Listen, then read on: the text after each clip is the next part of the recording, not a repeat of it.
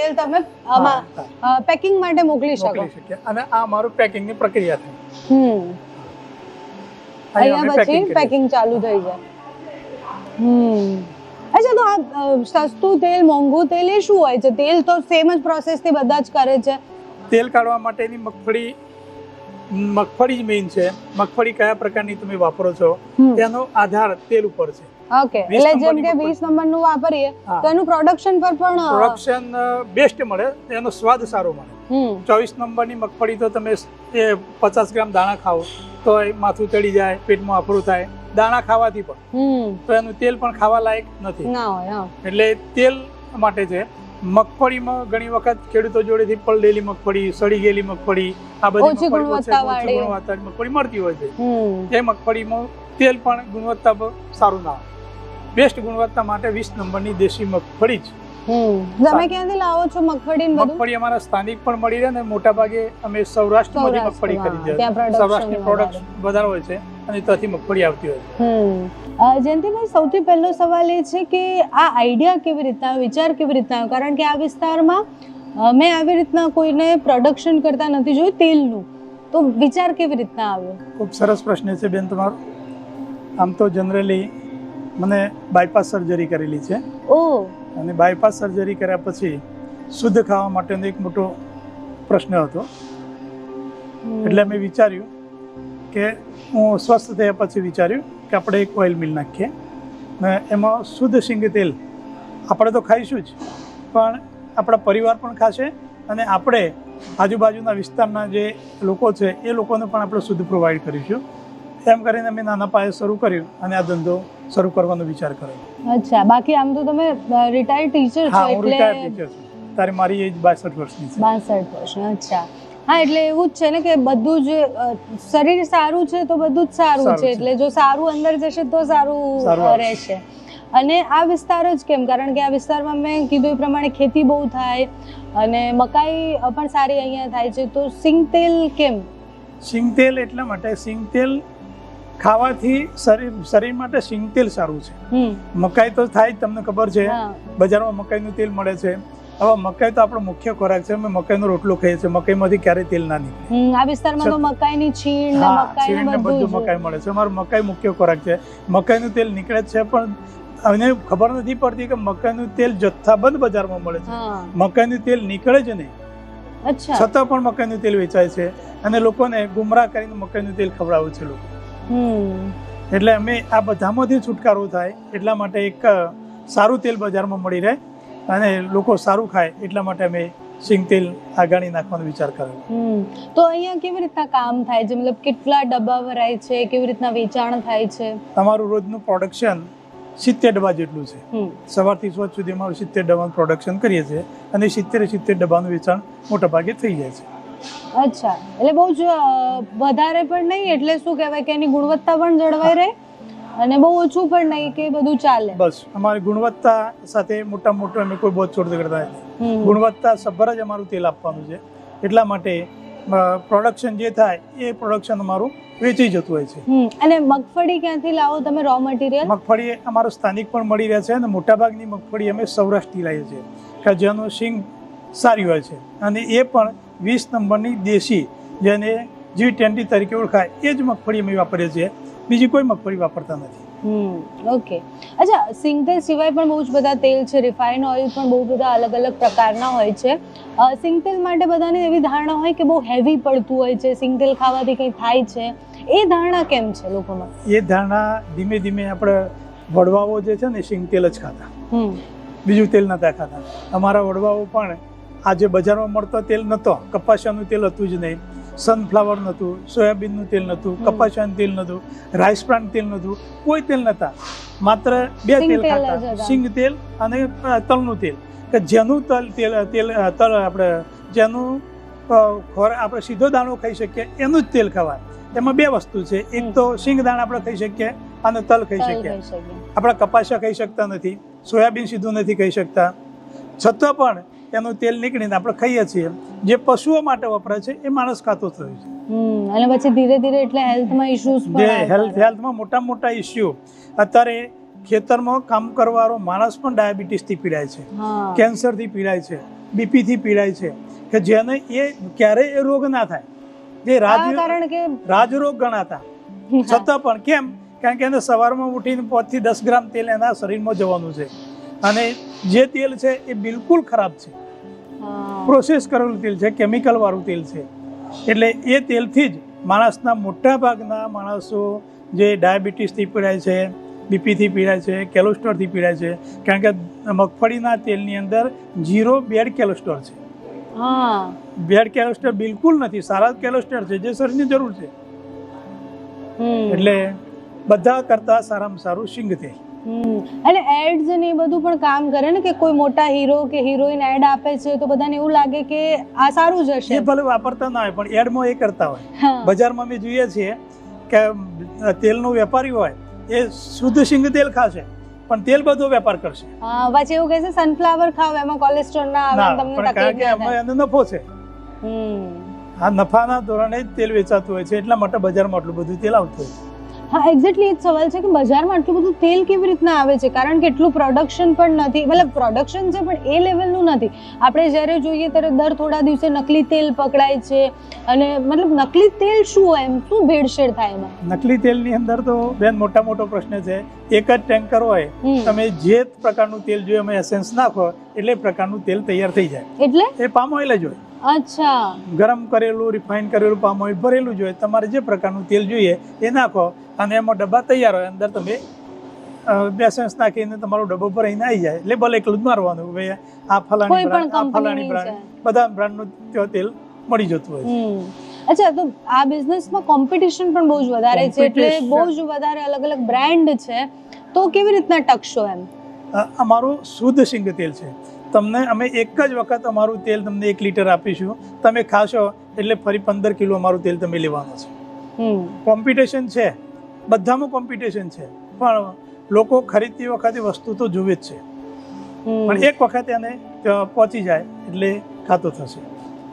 આમ માર્કેટમાં ભાવ કેવા હોય છે સિંગ તેલના? સિંગ તેલ અને રિફાઇન્ડ તેલ બંનેમાં આપ જમીનનો ફરક છે.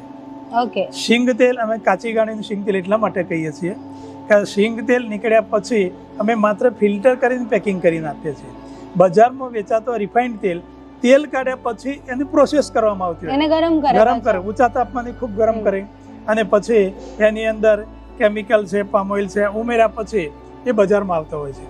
એટલે પામ ઓઇલ તો અત્યારે તમે જુઓ મલેશિયાથી આવતું પામ ઓઇલ માત્ર 40 રૂપિયા કિલો હોય છે. મતલબ જે શુદ્ધ વસ્તુ આપણે એવું કહીએ કે શિયાળામાં કચરિયું ખાવું જોઈએ, એ બધું બી તેલમાં બને છે. એટલે 100% કચરિયું આમ તો તલમાંથી જ બનતું હોય છે, અને એ તમે ઘરે પણ બનાવી શકો, એમાં કશું બહુ મોટી પ્રોસેસ આવતી નથી. પણ કચરિયામાંથી તેલ કાઢ્યા પછી, તલમાં તેલ કાઢી લીધા પછી પામ ઓઇલ ઉમેરીને બજારમાં આવતું હોય છે. આ હકીકત સાચી છે. સાચી વાત છે. પૈસા એટલે આપણે ગુજરાતી છીએ અને મોટા ભાગે જ્યારે ધંધો ચાલુ કરીએ તો એની પાછળ એવું પણ વિચારીએ કે આમાંથી મળશે શું, પૈસા કેટલા કમાવા મળશે. તો આ ધંધામાં કેવી રીતના હોય છે માર્જિન, કેટલા પૈસા કમાવાય છે? બેન, મેં પૈસા કમાવા માટે આ ધંધો નથી કર્યો. એક વસ્તુ ફેક્ટ છે, પૈસા 2 પૈસા મને મળશે એ બરાબર કુદરત ઉપર છે. મારે માત્ર ગ્રાહકોને ચોખ્ખું તેલ પ્રોવાઈડ કરવું છે, મુખ્ય ઉદ્દેશ એ છે.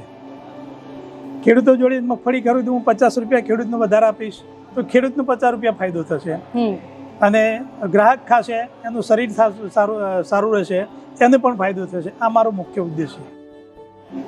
તો એ કેટલું કમાતા હશો? આમ કમાતા મારું માર્જિન એક ડબ્બા બધું જ કાઢીએ અમે તો 50 થી 100 રૂપિયા અમારું માર્જિન હોય છે. ઓકે. અને સિંગ તેલ સિવાય આગળ કોઈ આઈડિયા ખરી કે એના સિવાય પણ બીજું કંઈ સ્ટાર્ટ કરવું છે આ ધંધામાં? ના, હાલ પૂરતો અમે સિંગ તેલ ઉપર ફોકસ છે અમારો. હા.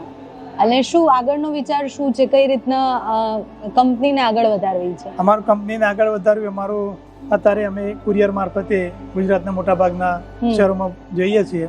અહીંથી વેચાણ માટે અમારું પંચમહાલ જિલ્લો, દાહોદ જિલ્લો, મહીસાગર જિલ્લો અને બરોડા, નડિયાદ, આણંદ, ગાંધીનગર, અમદાવાદ અને બાઇડ, મોડાસામાં અમારું પ્રોડક્શન જાય છે. અચ્છા, એટલે આ તમે જે એક સાથે જે ડબ્બા ભરો, જે આખું પેકેજિંગ થઈ જાય, એ બધા એક સાથે જ તમે વેપારીને આપી દો કે પછી અલગ અલગ પણ વેચો? હજુ અમે વેપારીને નથી આપ્યા, અમે માત્ર હોમ ડિલિવરી પ્રોવાઈડ કરીએ છીએ અચ્છા. અને કુરિયર મારફતે પણ પહોંચાડીએ છીએ. અચ્છા, એટલે તમે હોમ ટુ હોમ, એટલે વચ્ચે કોઈ વેપારી છે જ ના, નહીં, વેપારી એટલે નથી અત્યારે કોઈ. નકલી કે ખોટા આવવાની કોઈ સંભાવના જ નથી, તમે જ ના. ડાયરેક્ટ પ્રોવાઈડ કરો છો. નથી, અમારું તેલ સીધું જ અમે પ્રોવાઈડ કરીએ છીએ અત્યારે. ઓકે, અને મતલબ આઈડિયા આવ્યું, એના પછી સ્ટાર્ટ કર્યું અને બધું જ કર્યું, તો કંઈક તો તકલીફ પડી હશે ને? એની તકલીફ તો શરૂઆતમાં મારા માટે બિનઅનુભવી એક ધંધો હતો, હા. એટલે એનું પ્રોડક્શન કરવું એક થોડુંક અઘરું હતું. એના માટે મારે કારીગરો પર એનો એ ફોકસ હતું. મોટી મૂડી જોઈએ, એક મણ 20 કિલો સિંગ લેવા જઈએ તો 1350 રૂપિયા સિંગ ના થાય, બરાબર છે. અઢી મણ સિંગ પેલો ત્યારે જ એક ડબ્બો તેલ ભરાય, એટલે મોટા પાયે મૂડીની જરૂર પડે. અમે થોડી બેંક લોન કરી. હું નિવૃત્ત થયા પછી મારી મરણજોગ જે મૂડી હતી એ મૂડી પણ આમાં રોકી અને ધીમે ધીમે મારો આ ધંધો શરૂ કર્યો. અચ્છા, અને લોકો વરદાયને કેમ ચૂને? એમ બહુ જ બધી બ્રાન્ડ છે, બહુ જ મોટી મોટી બ્રાન્ડ છે, ને આ તેલ કેમ? અમારું તેલ 20 નંબરની દેશી મગફળીમાંથી જ બનાવેલું તેલ છે. અમે ટુકડા નથી પીલતા. 20 નંબર મગફળી સિવાય બીજી કોઈ મગફળી ખરાબ થયેલી, સડી ગયેલી કોઈ મગફળી પીલતા નથી.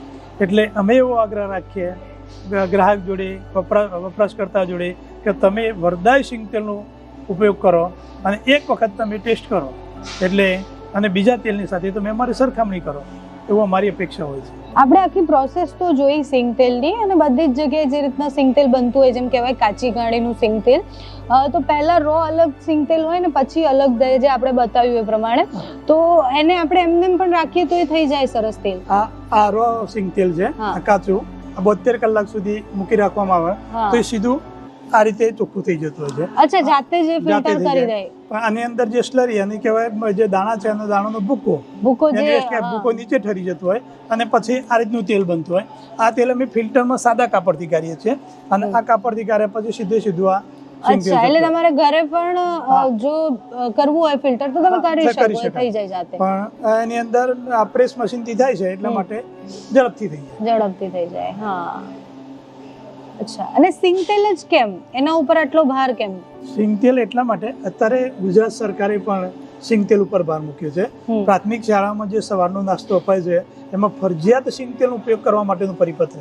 અચ્છા. અમારી આજુબાજુની 100 જેટલી પ્રાથમિક શાળાઓમાં આ સિંગ તેલ વપરાય છે અને અમે વગર નફે પાકા બિલથી એ લોકોને અમે સિંગ તેલ પ્રોવાઈડ કરીએ છીએ. અચ્છા, અરે મતલબ બધી જ જગ્યાએ તમારું જેમ જેમ પ્રોડક્શન વધશે, ડિમાન્ડ વધશે, તો તમે વેપારીને પણ હવે આપવાનું સ્ટાર્ટ કરશો? વેપારીને આપી, વેપારીને અમે, કારણ કે બધી જગ્યાએ સીધા ગ્રાહક સુધી પહોંચવું એક અઘરું છે, નામ બની જાય એના પછી એનો ઉપયોગ પણ થાય. આ વર્ષથી કદાચ અમે વેપારીને આપવા માટેનું શરૂ કર્યું છે. આ વર્ષથી ચાલુ કરીશું. અચ્છા, તો પછી વચ્ચે વેપારી છે તો લોકો સુધી આ જ તેલ પહોંચે એના માટે શું એમ? કારણ કે બહુ જ ભેળસેળ થાય છે. બારકોડનો ઉપયોગ કરીશું અમે એના માટે QR કોડ બનાવ્યો છે અને આ QR કોડમાં અમારે જે અમારું ઉત્પાદન છે, પ્રોડક્ટ છે, અને તમામ માહિતી આ QR કોડમાં આવી જાય છે. એટલે સ્કેન કરે તો એમને ખબર પડે કે ઓરિજિનલ છે, એટલે ભેળસેળ થવાની કોઈ શક્યતા નથી. એટલે કંપનીનું નામ કે બ્રાન્ડનું નામ ઉપયોગ કરીને કોઈ નકલી ના કરી શકે. નાઈસ, આઈડિયા સારો છે, આગળ જતા બહુ કામમાં આવશે. અત્યારે આ QR કોડની સિસ્ટમ 1 લીટરમાં પણ છે અને 5 લીટરમાં પણ છે, અને આવનાર સમયની અંદર એ અમે 15 લીટર 15 કિલોમાં પણ એને ઉપયોગ કરીશું. એટલે જેમ જેમ ડિમાન્ડ વધતી જશે એમ સપ્લાય પણ વધતું જશે અને પછી જેમ છે બધી પ્રોસેસ ચાલતી રહેશે. આપણે જ્યારે તેલ લેવા જઈએ એટલે મેં એવું સ્વાભાવિક જોયું છે કે 15 લીટરનો ડબ્બો પણ હોય ને 15 કિલોનો પણ ડબ્બો હોય, તો આમાં શું ફરક હોય છે તેલમાં? બેન, સરસ પ્રશ્ન છે. 15 લીટર એટલે 13 કિલો 650 ગ્રામ. અચ્છા, અને 15 કિલો એટલે 15 કિલો પૂરું, એટલે 1 કિલો ને 350 ગ્રામ તેલ 15 લીટરમાં ઓછું આવતું હોય છે. ગ્રાહક જો ખરીદવા જાય એટલે પેકિંગનો તો એક સરખો જ ખર્ચ આવતો હોય છે 15 લીટર ને 15 કિલોમાં. જો 15 કિલો ખરીદે ગ્રાહક તો એને પેકિંગનો ખર્ચામાં એને ફાયદો થતો હોય છે. એટલે 15 કિલો ને 15 લીટરમાં મોટા ભાગના ગ્રાહકને એ ખબર નથી કે લીટર અને કિલોમાં શું ફરક. એક જ શબ્દ આવે, 15 કિલો આપો 15 લીટર, તો એક જ આપી દે. અમારે અહીંયા આગળ ઘણા ગ્રાહક આવતા હોય છે કે 15 કિલો 15 લીટર આપી દો, અને પછી અમે સમજાવીએ કે આ લીટર નહીં આ કિલો છે, કે અમને ખબર ના પડે. આવું કરીને પછી કિલોમાં લઈ જાય. એમાં વેપારીને ફાયદો થાય લીટરમાં વેપારીને જે કંપનીને ફાયદો થાય, વેપારીને ફાયદો થાય, બધું સ્વાભાવિક છે. આપણા ઘરોમાં એવું હોય કે આપણે કરિયાણું હોય કે પછી તેલ હોય તો વર્ષનું એક સાથે ભરાઈ દેતા હોઈએ છીએ આપણે, તો તેલ કેટલા સમય સુધી આમ સારું રહી શકે? એમાં ખરાબ થવાના ચાન્સીસ કેટલા વધારે હોય? આમ તો તેલ ફિલ્ટર તેલ અને આ કાચું તેલ, આ જે કાચું તેલ છે એ સામાન્ય રીતે જો લેવામાં આવે તો 3-1 મહિનામાં ખરાબ થવાની શક્યતા રહે છે. પરંતુ ફિલ્ટર કરેલું તેલ, જ્યાં ફિલ્ટર કરેલું છે, ફિલ્ટર કરેલા તેલની અંદર અમે મેન્યુફેક્ચરિંગ ડેટ અને એક્સપાયરી ડેટ બંને મારીએ છીએ. 1 વર્ષ સુધી આ તેલને કશું જ થતું નથી. જો 1 વર્ષની અંદર તેલની કોઈ પણ ગ્રાહકની ફરિયાદ આવે કે ભાઈ તેલમાં આવી ખરાબી આવી છે તો અમે એનું પૂરેપૂરું પેમેન્ટ પરત કરી દઈએ. કેવી રીતના ખબર પડે કે તેલ ખરાબ થયું છે? તેલ કદાચ એમાં તરવામાં ખારું થતું હોય, ઉભરો આવતો હોય, પણ આવું કોઈ પણ કમ્પ્લેન 1 વર્ષ અમારું પૂરું થયું, હજુ સુધી કમ્પ્લેન નથી આવી. અમે ખારું થાય, જાડું થાય અથવા તો સ્વાદ બદલાય તો અમે પૂરેપૂરું પેમેન્ટ પરત કરી દઈએ છીએ. ઓકે, એટલે તમે જવાબદારી લો છો તમારા તેલની? હજુ અત્યાર સુધીમાં એક પણ કમ્પ્લેન તેલ બાબતની નથી આવી અમારી પાસે. ઓકે. સામાન્ય રીતે ગ્રાહકની એવી થોડી માન્યતા હોય છે કે પ્લાસ્ટિકના પેકિંગની અંદર કોઈ પણ વસ્તુ રાખવામાં આવે તે લાંબા સમય સુધી નથી સંગળી જાય, પણ અમે ફૂડ ગ્રેડ પ્લાસ્ટિકનો ઉપયોગ કરીએ છીએ. આ પ્લાસ્ટિક પહેલી જ વાર બનતું હોય છે. ફૂડ ગ્રેડ આ પ્લાસ્ટિકની અંદર 12 મહિના સુધી તેલ રાખવામાં આવે તે તેલને કશું જ થતું નથી, એટલે અમે ઉત્તમ પ્રકારનું પ્લાસ્ટિક વાપરીએ છીએ. એટલે મતલબ એની ગુણવત્તામાં કઈ ફરક ના આવે? ગુણવત્તામાં કોઈ ફરક પડતો નથી. Okay, thank you so much Jayantibhai, તમે અમારી સાથે વાત કરી અને આ બધું જ સમજાવ્યું. કારણ કે અમે જ્યારે શહેરમાં બેઠા હોઈએ તો અમને ખબર નથી હોતી કે અમે જે તેલ ખાઈ રહ્યા છીએ કેવું તેલ હોય છે. અમે જ્યારે એક આખો શો કર્યો હતો પર્દાફાશ કરી, અને જેમાં બહાર ખાવાનું જે બનતું હોય છે કેવા તેલમાં બને છે ટેસ્ટ કર્યું હતું, તો આપણને ખબર છે કે બહુ જ ખરાબ તેલમાં એ લોકો આપણને સતત તળીને આપે છે.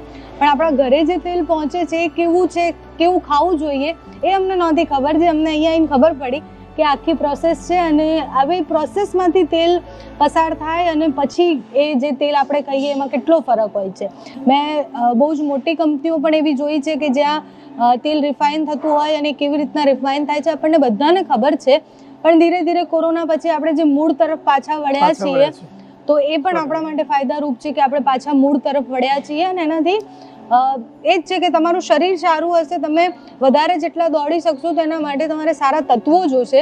અને અત્યારે જે નકલી મળી રહ્યું છે બધું, કે જ્યાં જુઓ ત્યાં બધું જ નકલી છે, તો તમે જો કંઈક શુદ્ધ તમને મળતું હોય ને એ ખાશો તો તમારું શરીર ચાલશે અને તમે લાંબો સમય ટકી શકશો. તો બસ અમારો આશય એ જ હતો કે અમે અહીંયા આવીએ, તમને બતાવીએ કે માર્કેટમાં જે શુદ્ધ તેલની હવા છે કે ભાઈ અમે તમને કાચી ઘાણીનું શુદ્ધ તેલ આપીશું, એ તેલ બને કેવી રીતના છે.